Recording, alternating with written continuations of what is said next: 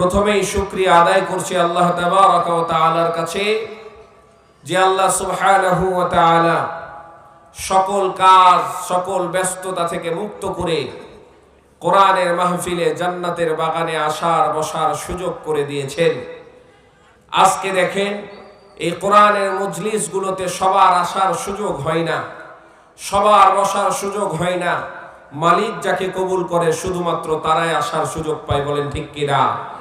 কিয়ামতের ময়দানে মুসিবতের সময় মানুষ যখন নেকির জন্য ছোটাছুটি করবে, মানুষের গুনার পাল্লাটা যখন ভারী হয়ে যাবে, ওই সময় আল্লাহকে বলবে, আল্লাহ তুমি আরেকবার দুনিয়াতে আমাকে পাঠাও, আর একবার দুনিয়াতে পাঠাও, তোমাকে ছাড়া আর কিছুই দেখবো না, এই কথা বলবে। কিন্তু তখন কি আর কোনো কাজ হবে? তখন কি কোনো কাজ হবে? এই জন্য যাদেরকে আল্লাহ তাবারাকা ওয়া তাআলা কবুল করেছেন তারা এই জান্নাতে আসার সুযোগ পেয়েছেন। বলি আলহামদুলিল্লাহ। আরো জোরে বলি আলহামদুলিল্লাহ। রব্বানা লাকাল হামদ। সবাই বলেন রব্বানা লাকাল হামদ হামদান কাসীরান তাইয়িবান মুবারাকান ফি। ইয়া রাব্বি লাকাল হামদু কামা ইয়ানবাগি লিজালালি ওয়াজহিকা ওয়া আযীমি সুলতানিক। শুকরিয়া আদায় করলাম কার? সর্ব অবস্থায় যার শুকরিয়া আদায় করব, চিৎকার করে বলেন তো তার নাম কি? দুঃখে থাকি, সুখে থাকি, অভাবে থাকি, পেরেশানির মধ্যে থাকি, পরীক্ষার মধ্যেও থাকি, সর্ব অবস্থায় যাকে আমরা স্মরণ করে যাব, যার নাম জপে যাব, চিৎকার করে বলেন তো তিনি কে? আল্লাহ। তারপরে পরে লাখো কোটি দরুদ ও সালাম বর্ষিত হোক মুসলমানের কলিজা হৃদয়ের স্পন্দন, ইমামুল মুরসালিন খাতামুন নবিয়্যিন জনাবে মুহাম্মদ রাসূলুল্লাহ, সকলে বলি সাল্লাল্লাহু আলাইহি ওয়াসাল্লাম। সম্মানিত উপস্থিতি, আজকে আপনারা এসেছেন কোরআনের কথা শুনতে। কার কথা শুনতে? কার কথা শুনবো আমরা? আবার আরেকটি ভালো বিষয় হচ্ছে, কোরআনের ময়দানে, কোরআনের কারখানায় বসে আমরা কোরআনের আলোচনা করার সুযোগ পাচ্ছি। বলি আলহামদুলিল্লাহ। কোনো এলাকায় যখন কোনো মাদ্রাসা থাকে, ওই এলাকার উপরে আল্লাহর খাস রহমত বর্ষণ হতেই থাকে। দীর্ঘকাল থেকে আপনাদের এই মাদ্রাসাটি আছে, যেইখানে আপনাদের দানের উসিলায়, আপনাদের সহযোগিতায় এই জায়গা থেকে অসংখ্য হাফেজ কোরআন বের হয়েছে। বলি আলহামদুলিল্লাহ। এই হাফেজে কোরআনরা বিভিন্নভাবে কোরআনের খেদমত করছে। এই খেদমতের একটা বড় অংশ কিন্তু আপনারাও পাচ্ছেন আলহামদুলিল্লাহ। কিয়ামত পর্যন্ত এই হাফেজরা, ধরেন মাদ্রাসা নাই, মাদ্রাসা কোনো কারণে হয়তো বিলুপ্ত হয়ে গেল, কিন্তু এই যে হাফেজে কোরআন বের হয়েছে, এমন একটা সাদকায়ে জারিয়ার কাজে আপনারা অংশগ্রহণ করেছেন। কোনো একটা মসজিদে, আমি বুঝার জন্য বলছি, কোনো একটা মসজিদে আপনারা দান করলেন, এই মসজিদটা ভাঙনে বা যেভাবে হোক মসজিদটা ভেঙে গেল, আর মসজিদ নাই। এখন বলেন, যারা মসজিদে দান করেছে তাদের আর সওয়াব কি আসবে? আর কি আসবে? কিন্তু আপনি একটা মাদ্রাসায় দান করলেন, যে মাদ্রাসা থেকে ইলম চর্চা হচ্ছে, দ্বীনি ইলম শিক্ষা গ্রহণ করছে বাচ্চারা, এবং দ্বীনি ইলমগুলো, কোরআনের জ্ঞানগুলো সারা পৃথিবীময় ছড়ায়া দিচ্ছে। এখন ধরেন মাদ্রাসা চলে গেছে, মাদ্রাসা বন্ধ হয়ে গেছে, বিলুপ্ত হয়ে গেছে, কিন্তু এইখান থেকে যে শত শত হাজার হাজার হাফেজে কোরআন বের হয়েছে, তাদের মাধ্যমে আবার শত শত হাজার হাজার হাফেজে কোরআন বের হয়েছে, তাদের মাধ্যমে আবার শত শত হাজার হাজার হাফেজে কোরআন বের হয়েছে। কিয়ামত পর্যন্ত যতগুলো হাফেজে কোরআন বের হবে, আপনাদের এই মাদ্রাসার ছাত্ররা যেইখানে কোরআনের খেদমত করবে, ওই খেদমতের জায়গা থেকে আপনাদের একটা সওয়াব আপনাদের আমলনামায় চলে আসবে। বলেন সুবহানাল্লাহ। তার কি বিশাল বড় একটা কাজ আপনারা করে রেখেছেন আলহামদুলিল্লাহ। যেটা শেষ হবার নয়, শেষ হবে না। এই জন্য সর্বদাই আমরা আমাদের মাদ্রাসার দিকে খেয়াল রাখবো, ইনশাআল্লাহ সর্বোচ্চটুকু দান করব, সর্বোচ্চটুকু। তার কারণ হচ্ছে, এই যে চলে গেছে আমার বাম পাশে অসংখ্য মানুষ শুয়ে আছে, যে মানুষগুলো অনেক জমিদার ছিল, অনেক টাকাওয়ালা ছিল, আছে না নাই? গোরস্থানে শুয়ে আছে না, অনেক জমিদার আছে। দেখেন, অনেক জায়গা জমি, অনেক সম্পত্তির মালিকরা শুয়ে আছে আজকে, কিন্তু দেখেন তাদের সম্পত্তিগুলো সব থেকে গেছে। তারা কি নিয়ে যেতে পেরেছে? নিয়ে যেতে পারেনি। আমি আমার দান, আমি সব সময় একটা কথা বলি যে আপনি যে ইনকাম করছেন, এই ইনকামের একটা অংশ থাকবে আপনার দানের জন্য। কারণ আপনার দান আপনি করবেন, আপনার সন্তান করবে না। আপনি 50 বিঘার একটা বাগান রেখে গেলেন, আপনি চলে গেলেন, এই সময় যাওয়ার পরে হয়তো 2-4 দিন হুজুরদেরকে খাওয়াইলো, বছর ঘুরে হয়তো একটু দোয়া খায়ের করাইলো, মসজিদে কিছু দান করলো, এতটুকুই সীমাবদ্ধ। তারপরে যদি বলা হয় 50 বিঘার তো বাগান আপনার বাবা আপনাকে রেখে গেছে, আপনার বাবা আপনার জন্য রেখে গেছে, ওয়ারিস হিসাবে আপনি 20 বিঘা দান করে দেন তো। ওয়ারিস হিসাবে আপনার বাবার নামে 2 বিঘা দান করে দেন, দান করবে? আর দান কি হবে? হবে না।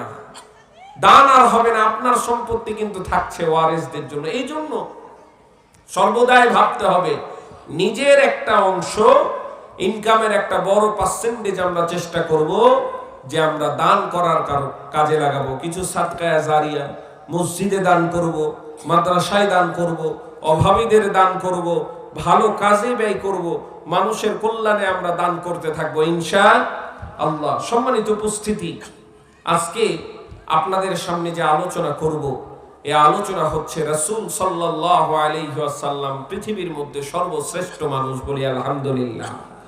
শুধু তাই নয়, তিনি শ্রেষ্ঠ মানুষ তাও কিন্তু না, শ্রেষ্ঠ নবীও কিন্তু তিনি, বলি আলহামদুলিল্লাহ।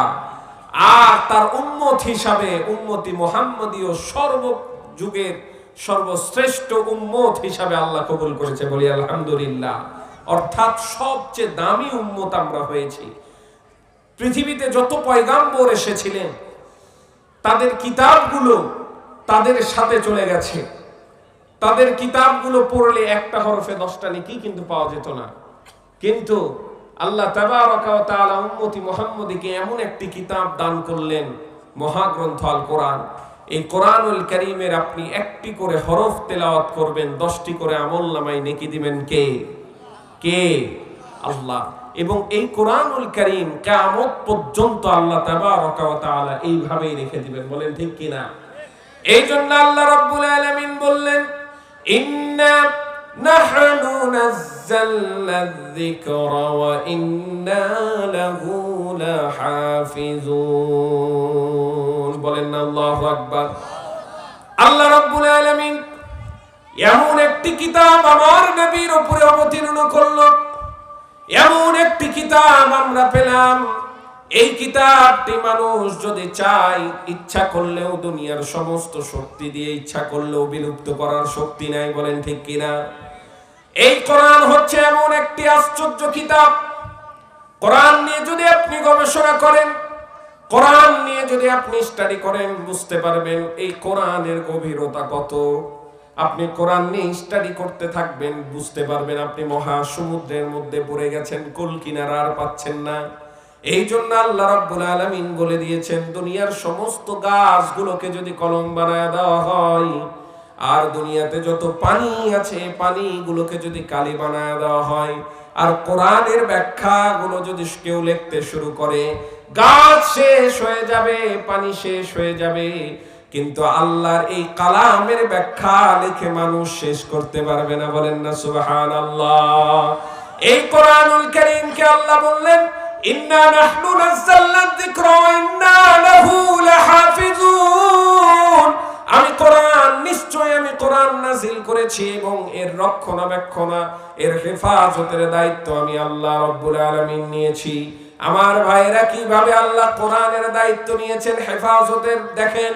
দুনিয়ার সমস্ত কাফের মুশরিকরা যদি আজকে চাই কোরআনের সমস্ত কপিগুলোকে আজকে পুরায় আমরা ধ্বংস করে ফেলবো, কোরআনের সমস্ত কপিগুলোকে আমরা নষ্ট করে ফেলবো, কিন্তু আল্লাহ তাবারাকা ওয়া তাআলা মানুষের এমন জায়গায় কোরআনটাকে গেঁথে দিলেন, ছোট্ট বাচ্চা, যেই বাচ্চাটা সঠিকভাবে কথা বলতে পারে না, যেই বাচ্চাটা অন্য কোনো পড়া পড়তে পারে না, কিন্তু ওই বাচ্চাকে যখন বলা হয় তুমি কোরআনুল কারীম তেলাওয়াত করো, চমৎকার ভাবে কোরআনুল কারীম তেলাওয়াত করতে থাকে। আলহামদুলিল্লাহি রাব্বিল আলামিন আর রহমানির রহিম মালিকি ইয়াউমিদ্দিন। চমৎকার ভাবে কোরআনুল কারীম তেলাওয়াত করতে থাকে। আলহামদুলিল্লাহ থেকে শুরু করে মিনাল জিন্নাতি ওয়ান নাস পর্যন্ত আল্লাহর এই কালামুল্লাহ তেলাওয়াত করে, অথচ একটিও বড় ভুল তো দূরের কথা, জের জবরেও ভুল হয় না। বলেন না সুবহানাল্লাহ। এমন হাফেজ আছে না নাই? পৃথিবীর কোন কিতাব, পৃথিবীর যত ধর্মগ্রন্থ আছে, কোন ধর্মগ্রন্থের হাফেজ নাই। শুধু তাই নয়, আমি যদি একটি ছোট্ট পুস্তিকা লিখি, আমি যদি একটি ছোট্ট বই লিখি, এই বইটা কি লিখলাম শুরু থেকে শেষ পর্যন্ত হুবাহুব বলতে পারবো না। আমি নিজে লিখি, লেখক কিন্তু তার বইয়ের হুবাহুব কথাগুলো তুলে ধরতে পারবে না। কিন্তু আল্লাহ রাব্বুল আলামিন এই কোরআনুল কারীম এমন ভাবে নাজিল করলেন, যেভাবে আল্লাহ তাবারাকা ওয়া তাআলা জিবরিল আমিনের মাধ্যমে তার হাবিবের উপরে নাজিল করেছেন, কিয়ামত পর্যন্ত আল্লাহর এই কালাম হুবাহুব ভাবে মানুষ মুখস্থ করে তেলাওয়াত করতে থাকবে। বলেন না সুবহানাল্লাহ। এই কোরআনে আল্লাহ রাব্বুল আলামিন, আমার ভাইরা বাবাজিরা রে, এই কোরআন আল্লাহ শুধু তেলাওয়াত করার জন্য দেয় নাই। কোরআন শুধুমাত্র কেউ মারা গেল 40 পড়ার জন্য দেয় নাই। মৃত ব্যক্তির পাশে শুধু কোরআন তেলাওয়াত করার জন্যই কোরআনটা পাঠাই নাই। এই কোরআন শুধু হেফজ করার জন্য আল্লাহ রাব্বুল আলামিন পাঠাই নাই। মানুষের জীবনের ব্যক্তিগত জীবন থেকে শুরু করে, পারিবারিক জীবন থেকে শুরু করে, রাষ্ট্রীয় জীবন, আন্তর্জাতিক জীবন, জীবনের সকল ক্ষেত্রে কোরআনের আইন মানার জন্য আল্লাহ রাব্বুল আলামিন আমাদের উপরে সংবিধান হিসাবে কোরআন নাজিল করেছে। বলেন না ঠিক কিনা? এই কোরআনে কার কথা এটা বলেন তো? আল্লাহর কথা। আল্লাহ তাবারাকা ওয়া তাআলা এই জন্য বলছেন, ওয়া মান ইয়াবতাগি গায়রাল ইসলামি দীনান ফালা ইউকবালা মিন, যে আল্লাহ তোমার এই দিন তো পছন্দ, আল্লাহ তাবারাকা ওয়া তাআলা এই দিনকে তোমার জন্য পরিপূর্ণ করেছে। এই দিনের বাইরে যাওয়ার আমাদের কোনো সুযোগ নাই। যেই দিন আমরা মুসলমান হয়েছি, যেই দিন আমরা বলেছি লা ইলাহা ইল্লাল্লাহ, আল্লাহকে এক বলে স্বীকার করেছি, রাসূলকে আদর্শ হিসাবে মেনেছি, সেই দিন থেকে মুসলমানের ব্যক্তিগত কোনো মত আর চলবে না। মুসলমান আর অন্য কোনো আদর্শে আদর্শিত হবে না। মুসলমান আর অন্য কোনো রাস্তায় যাওয়ার সুযোগ নাই। কারণ যে আল্লাহ রাব্বুল আলামিন বললেন, ইন্নাল্লাহা আশতারা মিনাল মুমিনিনা আনফুসাহুম ওয়া আমওয়ালাহুম বিআন্না লাহুমুল জান্নাহ। আল্লাহ তাবারাকা ওয়া তাআলা জানমালের বিনিময়ে আল্লাহ জান্নাত খরিদ করে নিয়েছি। জান্নাত আমাদেরকে দিয়ে মুসলমানদের একটাই রাস্তা, মুসলমানদের একটাই আদর্শ, মুসলমানদের একটাই সংবিধান। সেই সংবিধানের নাম হচ্ছে মহাগ্রন্থ আল কোরআন। বলেন ঠিক কিনা? এই কোরআন সবকিছু এই কোরআনে আল্লাহ তাবারাকা ওয়া তাআলা দিয়েছে না দেয় না? এই কোরআনে কি আপনার পারিবারিক জীবন সম্পর্কে আলোচনা আছে না? এইখানে কিভাবে আপনি বাচ্চা মানুষ করবেন আলোচনা আছে না নাই? কিভাবে আপনি আপনার সংসার পরিচালনা করবেন, সমাজ পরিচালনা করবেন, কোরআনে আছে না নাই? কিভাবে আপনি রাষ্ট্র পরিচালনা করবেন, কোরআনের মধ্যে আছে না নাই? কিন্তু দেখা যায় যে আমাদেরকে কোরআনের আইন ভালো লাগে না, আমাদেরকে ভালো লাগে উমুক তুমুক তার আইনগুলো। বলেন ঠিক কিনা? যদি মুসলমান হয়ে থাকি, যদি আমরা মুসলমান হয়ে থাকি, আখিরাতে যদি বিশ্বাস করে থাকি, আল্লাহ তাবারাকা ওয়া তাআলা বলছেন, লাকাদ কানা লাকুম ফি রাসূলিল্লাহি উসওয়াতুন হাসানাহ লিমান কানা ইয়ারজুল্লাহ ওয়াল ইয়াউমিল আখির ওয়া যাকারাল্লাহা কাসীরা। তোমাদের মধ্যে যারা আল্লাহ ও আখিরাতকে বিশ্বাস করে, যারা আল্লাহ এবং আখিরাতকে বিশ্বাস করে, তারাই তো ঈমানদার। যারা আল্লাহকে না দেখে বিশ্বাস করেছে, আখিরাতকে না দেখে বিশ্বাস করেছে, তারাই তো ঈমানদার।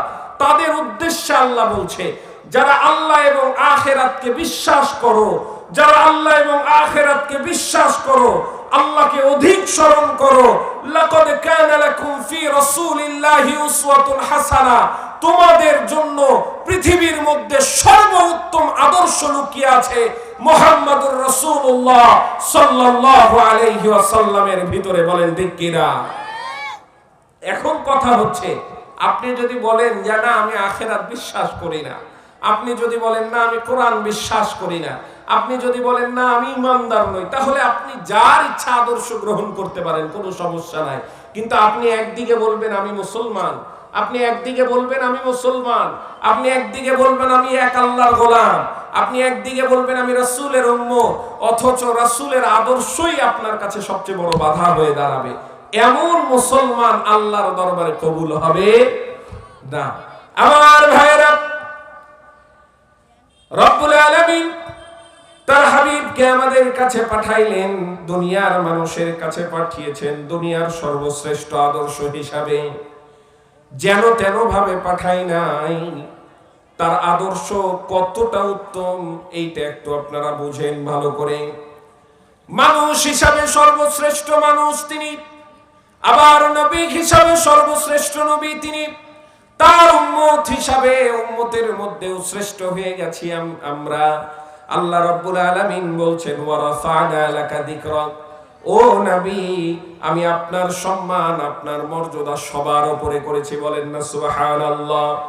কত বেশি মর্যাদা দিয়েছে, একটু যদি আপনাদেরকে আমি একটি ঘটনা শোনাই। রাসূল আকরাম সাল্লাল্লাহু আলাইহি ওয়াসাল্লামের দুইজন জালিলুল কদর সাহাবী, হযরতে আবু বকর রাদিয়াল্লাহু তাআলা আনহু এবং হযরতে ওমর ফারুক রাদিয়াল্লাহু তাআলা আনহু, কোন একটি বিষয় নিয়ে আবু বকর বলছে ইয়া রাসূলুল্লাহ অমুক ব্যক্তিকে তার দলের প্রধান করা হোক, গোত্রের প্রধান করা হোক। এমন অবস্থায় আবার ওমর ফারুক রাদিয়াল্লাহু তাআলা আনহু বলছে না, তাকে প্রধান করা যাবে না। দুইজনের কথা কাটাকাটি চলছে, কথোপকথন চলছে। আমার রাসূলের উদ্দেশ্যে তারা কিছু বলে নাই, রাসূলের সাথে বেয়াদবি করবে এভাবেও কথা বলেন নাই। তারা রাসূলকে যতটা ভালোবাসে বলেন আমরা কি এতটা ভালোবাসতে পারি? পারি কি? রাসূলকে আবু বকর, ওমর ফারুক রাদিয়াল্লাহু তাআলা আনহু তারা যতটা ভালোবাসে তার 100 ভাগের 1 ভাগও তো আমরা ভালোবাসি না। কিভাবে দেখেন, আল্লাহ রাসূল বললেন যে আবু বকর রাদিয়াল্লাহু তাআলা আনহুর কথা, যে হিজরতের যে একটি রাত, এই একটি রাতের সওয়াব যতটুকু পেয়েছে সে সারা পৃথিবীর মানুষের আমলনামা এক পাল্লায় করা হবে।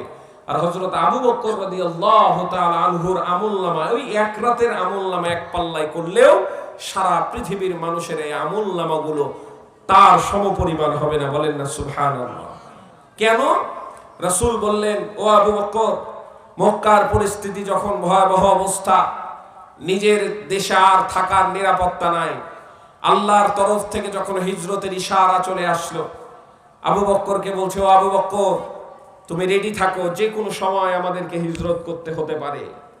তা আবু বকর রাদিয়াল্লাহু তাআলা আনহুকে আল্লাহ রাসূল সাল্লাল্লাহু আলাইহি ওয়াসাল্লাম একদিন রাতে দরজায় কড়া নাড়লেন। আবু বকর একবার ডাকাতে আবু বকর রাদিয়াল্লাহু তাআলা আনহু দরজা খুলে দিয়েছেন। সুবহানাল্লাহ। আল্লাহ রাসূল বলছে ও আবু বকর আমি তো একবার থেকে 2 বার ডাকলাম না, তুমি কেমনে দরজাটা খুললে?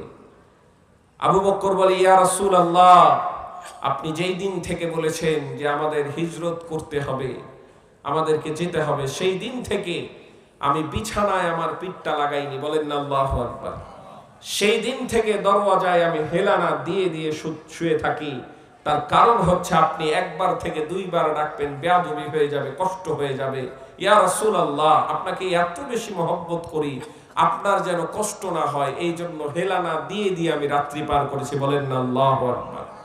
কতটা মহব্বত করতেন, কতটা ইজ্জত করতেন এই আবু বকর।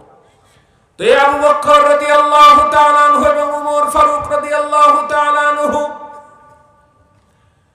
ওই দল প্রধানকে নিয়ে, গোত্রের একজনকে দল প্রধান করার জন্য, গোত্রের প্রধান করার জন্য কথা কাটাকাটি করছে। একজন বলছে করতে হবে আর একজন বলছে করতে হবে না। এমন অবস্থায় দুইজনের গলার আওয়াজটা আমার নবীর আওয়াজের তুলনায় একটু বেশি হয়ে গেছে। নিজের অজান্তে রাসূল সাল্লাল্লাহু আলাইহি ওয়াসাল্লামের কথাগুলো আস্তে হয়ে গেছে, তাদের কথাগুলো উঁচু হয়ে গেছে। তারা কিন্তু রাসূলের সাথে বেয়াদবি করার উদ্দেশ্যে এগুলো করে নাই। তারপরে আল্লাহ রাব্বুল আলামিন এতটুকু বরদাস্ত করলেন না, তিনি সঙ্গে সঙ্গে আয়াতে কারিমা নাযিল করলেন ইয়া আইয়ুহাল্লাযীনা আমানু লা তারফাউ আসওয়াতাকুম ফাওকা সাউতিন নবী। আল্লাহু আকবার। চিৎকার দিয়ে বলেন আল্লাহু আকবার। একটু আগায় বসি, ফাঁকা ফাঁকা জায়গাগুলো একটু পূরণ করি। লোক তো এমনি কম, একটু আগায় বসেন তো বাবারা, একটু আগায় বসেন, মুরব্বীরা একটু আগায় বসেন। আল্লাহর হস্তে মেহেরবানি করে আপনারা যে গুরুত্বপূর্ণ সময় থেকে আল্লাহকে খুশি করার জন্য সময় দিয়েছেন, আল্লাহর ডিজিটাল ক্যামেরায় ভিডিও চিত্র হয়ে যাচ্ছে। আল্লাহর কাছে দোয়া করি, আল্লাহ তোমার এই পাগল বান্দাগুলোকে দেখো, কোরআনের পাগল বান্দাগুলোকে দেখো, তাদের সমস্ত কাজগুলোকে ফেলায়া দিয়ে তোমার কোরআন শোনার জন্য এখানে বসে গেছে। আল্লাহ আজকে আমরা যেইভাবে শামিয়ানার নিচে বসে আছি, কিয়ামতের ময়দানে মুসিবতের সময় এইভাবে আমাদেরকে আরশে আজিমের নিচে একটু জায়গা করে দিও। সকলে বলি না আমিন, সকলে বলি আমিন। একবার জোরে করে রক্ত গরম যেন হয়ে যায়, শয়তান যেন এলাকা ছেড়ে দূর, একেবারে দূরে চলে যায়, সেইভাবে একটা তাকবীর দি সকলে, লিল্লাহি তাকবীর, লিল্লাহি তাকবীর। যে আল্লাহ তাবারাকা ওয়া তাআলা তাদের গলার আওয়াজটা একটু উঁচু হয়ে গেছে নিজের অজান্তেই, রাসূলকে রাসূলের সাথে বেয়াদবি করার উদ্দেশ্যে না। আল্লাহ রাব্বুল আলামিন সঙ্গে সঙ্গে ওহী নাজিল করে দিলেন, আর তামাম পৃথিবীর ঈমানদারদেরকে বলে দিলেন, ইয়া আইয়ুহাল্লাযীনা আমানু লা তারফাউ আসওয়াতাকুম ফাওকা সাউতিন নবী। ঈমানদারদেরকে আল্লাহ রাব্বুল আলামিন বলে দিলেন, ওহে বিশ্বাসীরা, যারা আল্লাহর প্রতি বিশ্বাস এনেছো, লা তারফাউ আসওয়াতাকুম, লামে তাকিদ দিয়ে গুরুত্ব দিয়ে আল্লাহ বুঝাচ্ছে, কখনোই যেন আমার নবীর আওয়াজের তুলনায় তোমাদের গলার আওয়াজটা বড় না হয়ে যায়। যদি বড় হয়ে যায়, আন তাহবাতা আমালাকুম, জীবনে যত ভালো কাজ করেছো সমস্ত ভালো কাজগুলোকে আমি আল্লাহ রাব্বুল আলামিন ধ্বংস করে দিব। বলেন না সুবহানাল্লাহ।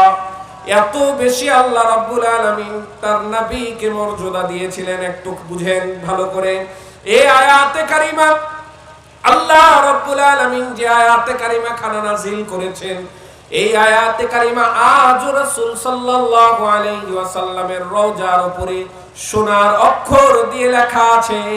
আর যত হাজীগণরা যায় তাদেরকে স্মরণ করা দেয়, যাই করো না কেন রাসূলের রওজার সামনে আওয়াজ করা যাবে না। আল্লাহ রাসূলের রওজার সামনে যাবে কিন্তু আওয়াজ দিয়ে কথা বলা যাবে না। এই জন্য হাজীগণরা যায়, ওইখানে যে কাঁদে, অজস্র চোখের পানি বইতেই থাকে। দেখবেন যে রাসূলের কথা সারা জীবন শুনে এসেছেন, যে রাসূলের কথা সারা জীবন শুনে আসলেন, এই রাসূলকে তো দেখেননি।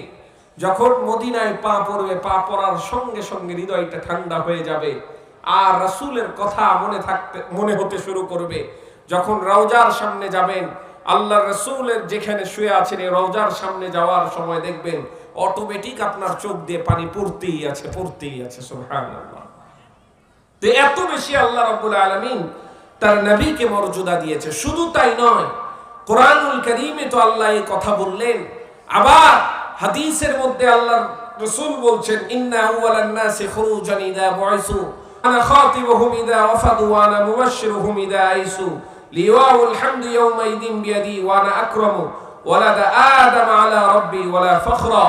যে রাসূল সাল্লাল্লাহু আলাইহি ওয়াসাল্লামকে শুধুমাত্র যে দুনিয়ায় মর্যাদা দিয়েছে তা কিন্তু নয়, কিয়ামতেও মর্যাদা সবচেয়ে বেশি দিয়েছে। বলেন না সুবহানাল্লাহ।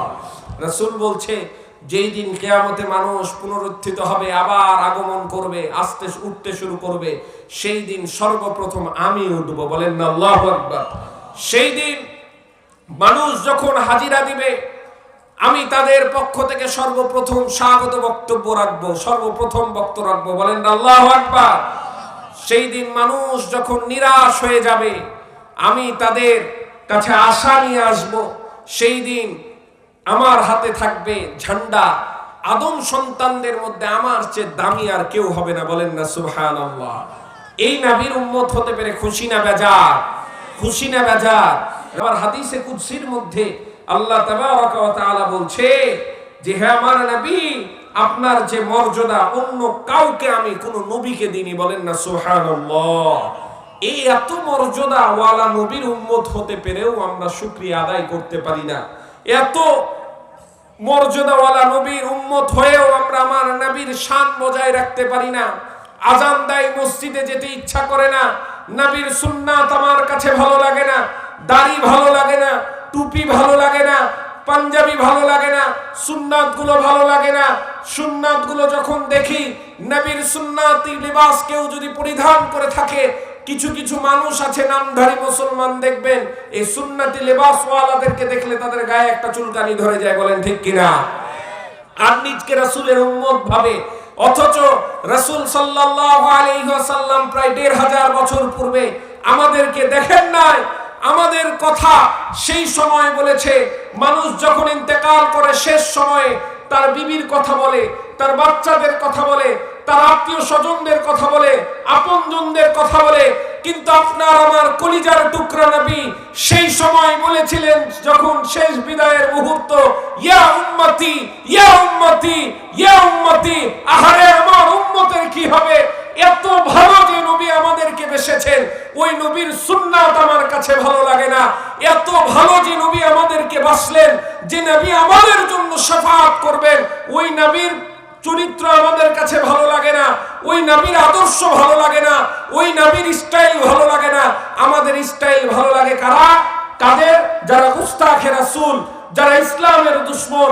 আমাদের স্টাইল গুলো, ফ্যাশন গুলো ভালো লাগে কার? মেসির।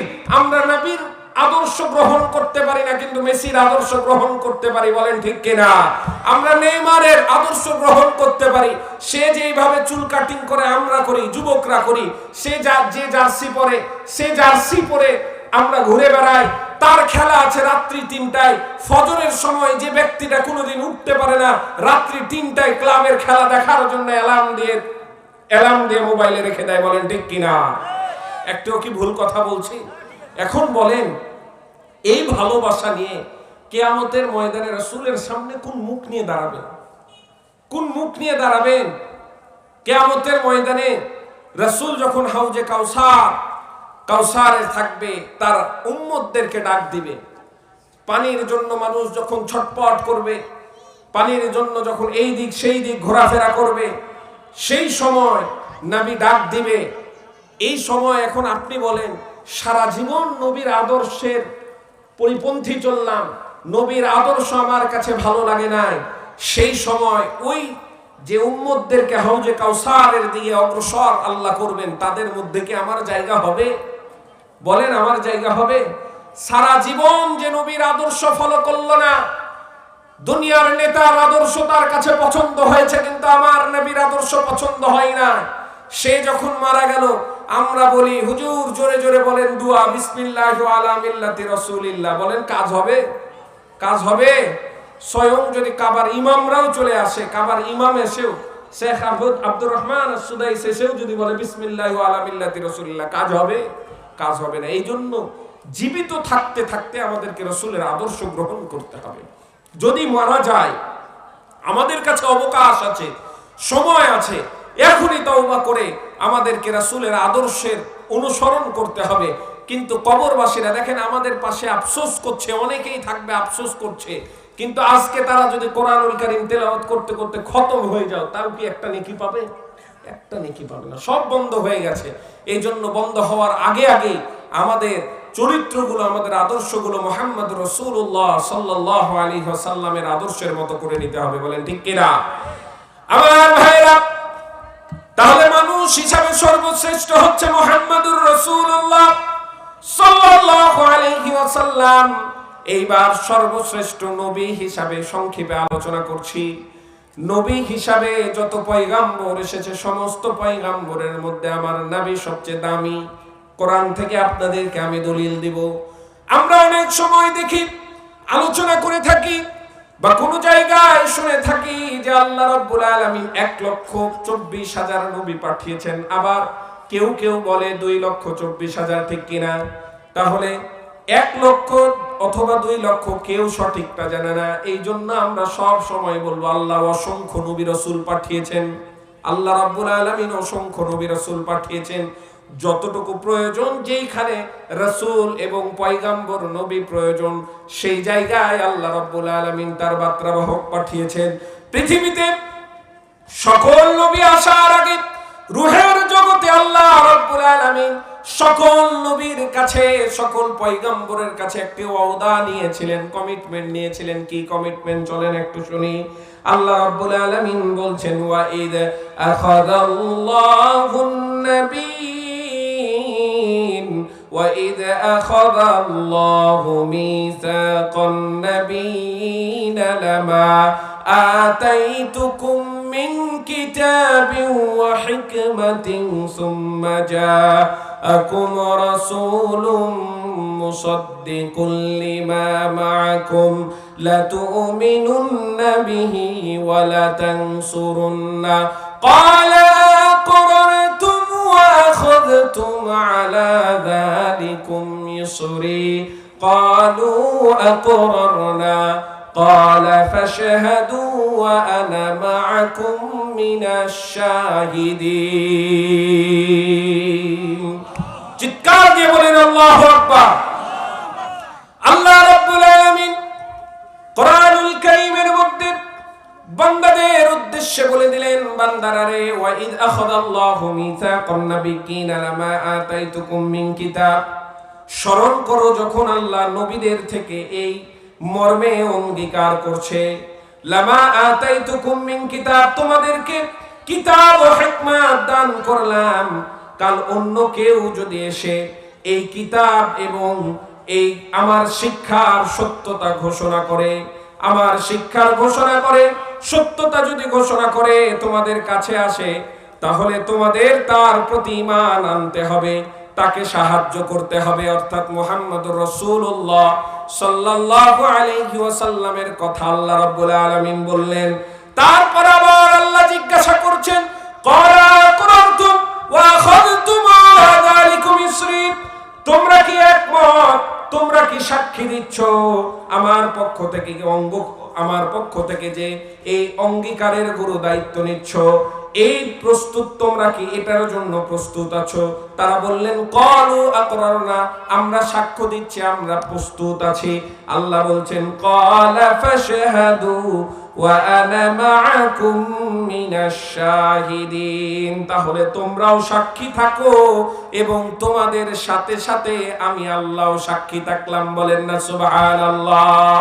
আয়াতে কারিমা দিয়ে আল্লাহ বুঝাইলেন, তোমাদের সামনে যখন মুহাম্মদুর রাসূলুল্লাহ সাল্লাল্লাহু আলাইহি ওয়াসাল্লাম চলে আসবে, তোমরা তো আমি আল্লাহর তাওহীদের বাণী প্রচার করবে, লা ইলাহা ইল্লাল্লাহ। প্রত্যেকটা নবীর দাওয়াত ছিল লা ইলাহা ইল্লাল্লাহ, আল্লাহ এক, বলেন ঠিক কিনা? যখন কোন নবী তোমার সামনে কথা নিয়ে চলে আসবে, তোমরা তাকে সাহায্য করবে, তার হাতে বায়াত গ্রহণ করবে। আল্লাহর নবীকে সব নবীর চেয়ে আল্লাহ তাবারাকা ওয়া তাআলা দামি বানায়া দিলেন, তাকে আল্লাহ রাব্বুল আলামিন ইমামুল মুরসালিন বানায়া দিলেন। মেরাজের রাত্রে আল্লাহ তাবারাকা ওয়া তাআলা তার বান্দাকে যখন মসজিদে হারাম থেকে আকসা পর্যন্ত নিয়ে গেলেন, মসজিদে আকসাতে যখন যাওয়ার পরে দেখে সমস্ত পয়গম্বর সেখানে উপস্থিত হয়ে গেছে। সমস্ত পয়গম্বর পৃথিবীর শুরু থেকে নিয়ে রাসূল সাল্লাল্লাহু আলাইহি ওয়াসাল্লাম পর্যন্ত যত পয়গম্বর এসেছিলেন, সমস্ত পয়গম্বর সেই দিন উপস্থিত হয়ে গেল। এখন ইমামতি কে করবে? আদম আলাইহিস সালাম তো আমাদের আদি পিতা, আবার ইব্রাহিম আলাইহিস সালাম তো আমাদের জাতির পিতা। ইমামতি কে করবে?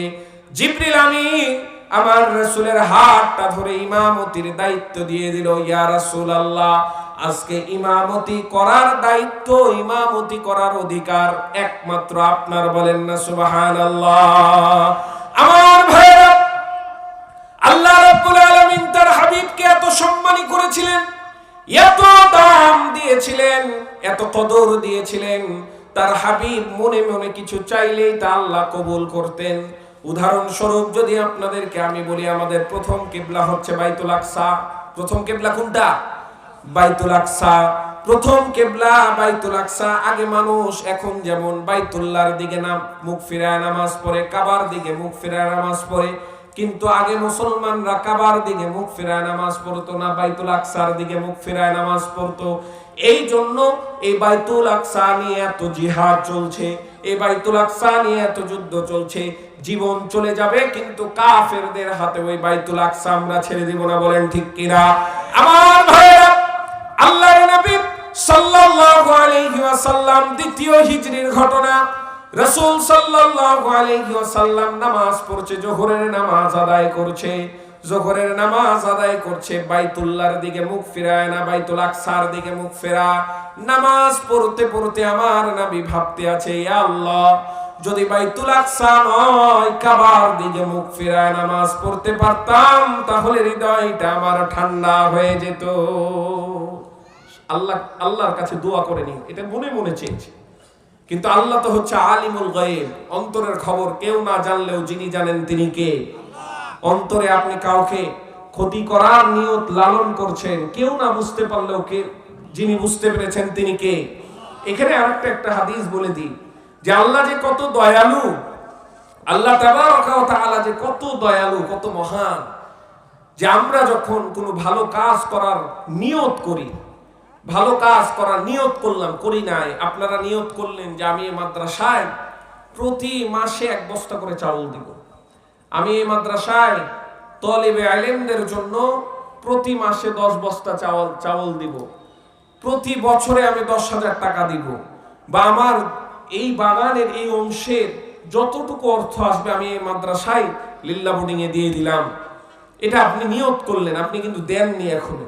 নিয়ত করার সঙ্গে সঙ্গে আল্লাহ তাবারাকা ওয়া তাআলা নিয়ত করার সঙ্গে সঙ্গে ওই দান করলে যে সওয়াব, ওই সওয়াবটা লিখে দেয়। বলেন না সুবহানাল্লাহ? এত আস্তে বলেন সুবহানাল্লাহ। আজকে আপনারা এই মাদ্রাসায় যারা দান করবেন, এই দানের নিয়ত যারা করেছেন আল্লাহ কিন্তু আগে কবুল করে ফেলেছেন। এবার আপনি ওই মানুষটাই কোন একটা খারাপ কাজ, গুনাহের কাজ করবেন, নিয়ত করেছেন যে আমি আগামীকালকে ওকে ওই জায়গায় ধরবো, আমি আগামীকালকে ওর কাছে এই টাকাটা নিব অবৈধভাবে, আমি আগামীকালকে ওর জমিটা এইভাবে আমি দখল করে নিব, নিয়ত করেছেন, করেন নাই। আল্লাহ বলে, ফেরেশতা থেমে যা, এখনো গুনাহ লিখতে হবে না, যতক্ষণ না পর্যন্ত আমার বান্দা গুনাহ না করে গুনাহ লেখা হবে না। বলেন না সুবহানাল্লাহ? আল্লাহ কত দয়ালু। এই জন্য সর্বদাই এই হৃদয়ের মধ্যে আল্লাহ তাবারাকা ওয়া তাআলার ভালোবাসা, প্রেম সর্বদাই আমরা রাখবো ইনশাআল্লাহ। রাসূল সাল্লাল্লাহু আলাইহি ওয়াসাল্লাম মনে মনে কথাটি যখন স্মরণ করলেন, স্মরণ করার সঙ্গে সঙ্গে আমার আল্লাহ তো আলিমুল গায়ব শুনে নিয়েছেন। আল্লাহ রাব্বুল আলামিন সঙ্গে সঙ্গে ওহী নাযিল করলেন, ক্বাদ নারা তাকাল্লুবা ওয়াজহিকা ফিস সামা ফালানুওয়াল্লিয়ান্নাকা কিবলাতান তারদাহা ফাওয়াল্লি ওয়াজহাকা শাতরাল মাসজিদিল হারাম। ও নবী, আপনি কি বলেছেন আমি শুনে ফেলেছি, আমি বুঝে ফেলেছি। ফাওয়াল্লি ওয়াজহাকা শাতরাল মাসজিদিল হারাম, এই মুহূর্তে আপনি আপনার কিবলাটা ঘুরায়া বাইতুল আকসা থেকে বাইতুল্লাহর দিকে মুখ করে নেন। বলেন না সুবহানাল্লাহ। আদম, হযরত আদমকে ডাকছেন, ইয়া আদম উসকুন আনতা ওয়া যাওজুকাল জান্নাহ। আল্লাহ বলছেন, ইয়া নূহ ইহবিত বিসালামিন মিন্না ওয়া বারাকাত। আল্লাহ ইব্রাহিম আলাইহিস সালামকে ডাকছেন, ইয়া ইব্রাহিম ক্বাদ সাদ্দাকতা রুইয়া, ইয়া মূসা লা তাখাফ। আল্লাহ বলছেন, ইয়া ইয়াহইয়া খুযিল কিতাবা বিকুওয়া, ইয়া যাকারিয়া ইন্না নুবাশশিরুকা বিগুলাম। কিন্তু তার নবীর নাম আল্লাহ সম্বোধন করলেন না। আল্লাহ তাবারাকা ওয়া তাআলা মুহাম্মাদুর রাসূলুল্লাহ সাল্লাল্লাহু আলাইহি ওয়াসাল্লামকে ডাকছেন, ইয়া আইয়ুহান নবী ইন্না আরসালনাকা শাহিদাও ওয়া মুবাশশিরাও ওয়া নাযীরা। বলেন আল্লাহু আকবার।